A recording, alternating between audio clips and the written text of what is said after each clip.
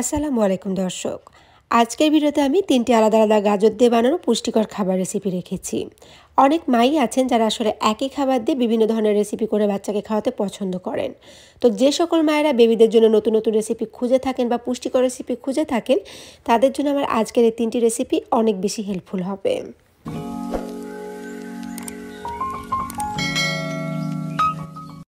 তো প্রথম রেসিপির জন্য আমি একটা অ্যাপেল নিয়ে নিয়েছি, আর অ্যাপেলটাকে এখন আমি খোসা ছাড়িয়ে তারপর একটা গ্রেটারের সাহায্যে খুব ভালোভাবে গ্রেট করে নেব। তবে আমি কিন্তু পুরো অ্যাপেলটি নিব না, আমি জাস্ট অর্ধেকটা অ্যাপেল নিয়ে নিব। আর অ্যাপেলে আছে প্রচুর পরিমাণে ফাইবার, যা বাচ্চাদের কোষ্ঠকাঠিন্যের মতো প্রবলেম সলভ করে থাকে। এছাড়াও যে কোনো বয়সী বাচ্চাই কিন্তু অ্যাপেলটা খুব সহজে হজম করতে পারে। আর নিয়ে নিব গাজর। এখানে আমি টোটাল 1 টেবিল চামচ পরিমাণে গাজর ব্যবহার করব এবং গাজরটাকে আমি একইভাবে গ্রেট করে নেব। আর ফাইনালি আমি নিয়ে নেব ছোট দেখে একটা খেজুর। খেজুরের উপকারিতার কথা কিন্তু বলে শেষ করা যাবে না। খেজুরে রয়েছে সব ধরনের পুষ্টি উপাদান, তাই বাচ্চাদের আপনারা চাইলে কিন্তু নিয়মিত বা প্রতিদিনই একটা করে খেজুর খাওয়াতে পারেন। খেজুরটাকেও আমি একেবারে ছোট ছোট টুকরো করে কেটে নিচ্ছি।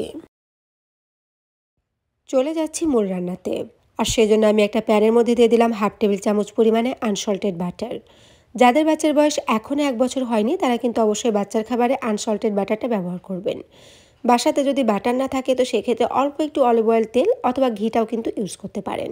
বাটারটা মেল্টেড হয়ে গেলে তার মধ্যে আমি দিয়ে দিলাম 1 টেবিল চামচ পরিমাণে চাল। তবে চালটাকে আমি কিন্তু খুব ভালোভাবে আগেই ক্লিন করে নিয়েছি। আর অ্যাড করে নিলাম খেজুর, গাজর এবং অ্যাপেল কুচিগুলোকে। 2 থেকে 3 মিনিট হালকা করে নাড়াচাড়া করে এগুলোকে আমি ভেজে নেব। ভাজা হয়ে গেলে তারপর আমি অ্যাড করে নেব 1.5 কাপ পরিমাণে পানি। আপনারা চাইলে কিন্তু পানির পরিমাণটা একটু বাড়িয়ে বা কমিয়ে নিতে পারেন। আবার একটু নাড়াচাড়া করে দেন ঢাকনা দিয়ে ঢেকে রেখে দেবো প্রায় 12 মিনিটের জন্য। তবে এর মধ্যে কিন্তু অবশ্যই আমি মাঝে মাঝে একটু নেড়ে দিয়েছিলাম যেন পাতিলের সাথে লেগে না যায়। প্রায় 12 মিনিট পরে এটা কিন্তু রান্না হয়ে আসছে। আমি কিছুটা পানি রেখে দিয়েছি, কারণ এটাকে যখন ম্যাশ করব তখন অনেকটাই ঘন হয়ে যাবে। এখন একটা হ্যান্ড ম্যাসেঞ্জারের সাহায্যে হালকা করে ম্যাশ করে নিলে এটা বেবিকে খাওয়ানোর জন্য রেডি হয়ে যাবে। আমি 8 মাস থেকে আমার বেবিকে খাবারটি দিচ্ছি। তবে শুরুর দিকে 1 মাস পর্যন্ত ওকে আমি কিন্তু একটু ব্লেন্ডারের সাহায্যে ব্লেন্ড করে দিতাম। যখন দেখলাম যে হ্যাঁ, খাবারটা খাচ্ছে, কোনো প্রবলেম হচ্ছে না, দেন আস্তে আস্তে ওকে আমি ম্যাশ করে দেওয়া শুরু করেছি। কারো বেবির বয়স যদি 1 বছরের বেশি হয়ে থাকে তাহলে সেক্ষেত্রে আপনারা চাইলে কিন্তু পানির পরিবর্তে গরুর দুধটা ব্যবহার করতে পারবেন।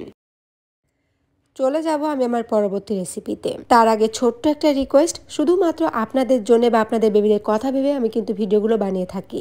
তাই প্লিজ অবশ্যই ভিডিওগুলো ভালো লাগলে কিন্তু একটি লাইক দিতে ভুলবেন না, কারণ আপনাদের প্রতিটা লাইক কিন্তু আমাকে নতুন নতুন ভিডিও বানাতে অনুপ্রাণিত করে। তো পরের রেসিপির জন্য আমি একইভাবে নিয়ে নিচ্ছি অ্যাপেল এবং গাজর। আপনারা চাইলে কিন্তু অ্যাপেলের পরিবর্তে নাশপাতি ব্যবহার করতে পারেন, অথবা বাসাতে যদি অ্যাপেল না থাকে শুধুমাত্র গাজর দিয়েও কিন্তু রেসিপিটি বানিয়ে নিতে পারবেন। খোসা ছাড়িয়ে অ্যাপেল বা গাজরগুলোকে একদম ছোট ছোট টুকরো করে আমি কেটে নিলাম। চলে আসলাম চুলা এবং একটা প্যানের মধ্যে দিয়ে দিলাম 1 কাপ পরিমাণে পানি। পানিটা হালকা একটু গরম হয়ে আসলে তার মধ্যে দিয়ে দিচ্ছি আগে থেকে কেটে রাখা অ্যাপেল এবং গাজর কুচিগুলোকে। আপনারা চাইলে কিন্তু এটাকে দুইভাবে রান্না করতে পারেন। একটা স্টিম করে নিতে পারেন, অথবা পানি দিয়ে কিন্তু রান্না করে নিতে পারেন। এরপর একটা ঢাকনা দিয়ে ঢেকে রেখে দেবো মোটামুটি 10 থেকে 12 মিনিটের জন্যে। তো প্রায় 12 মিনিট পরে পানি কিন্তু অনেকটাই শুকিয়ে গিয়েছে এবং এখন একটা কাঁটা চামচের সাহায্যে চেক করে নেব যে এটা ভালোভাবে সিদ্ধ হয়েছে কি হয়নি।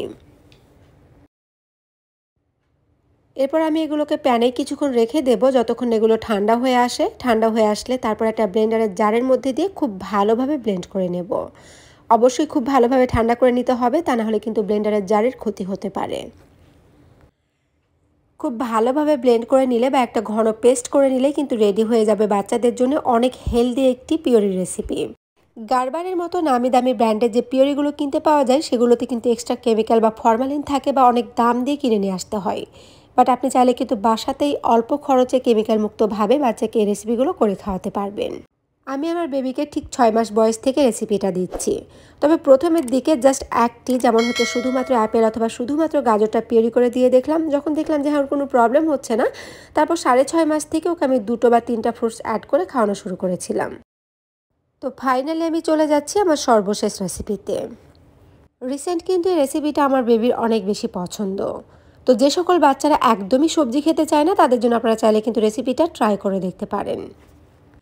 শীতকাল প্রায় চলে আসছে এবং এই শীতে কিন্তু এখন ভীষণ মজার মজার বা একদম ফ্রেশ সবজি পাওয়া যায়।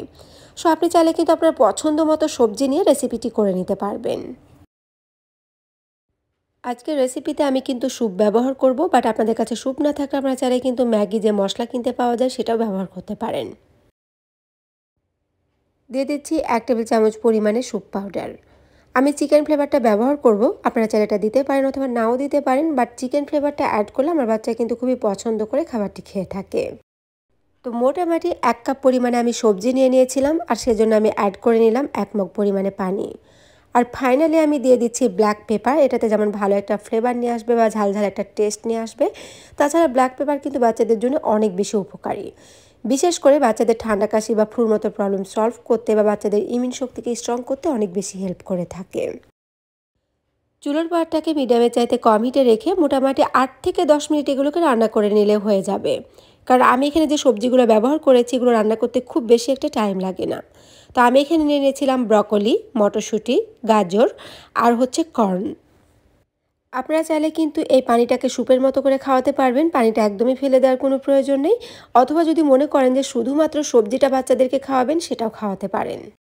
আমার বাচ্চা সবজিটাকে কেচাপ দিয়ে খেতে ভীষণ পছন্দ করে, আর যে পানিটা আছে বা স্যুপটা আছে সেটা আমি কিন্তু পরে দেখা যাচ্ছে একটা মগে নিয়ে ওকে খাইয়ে নেব।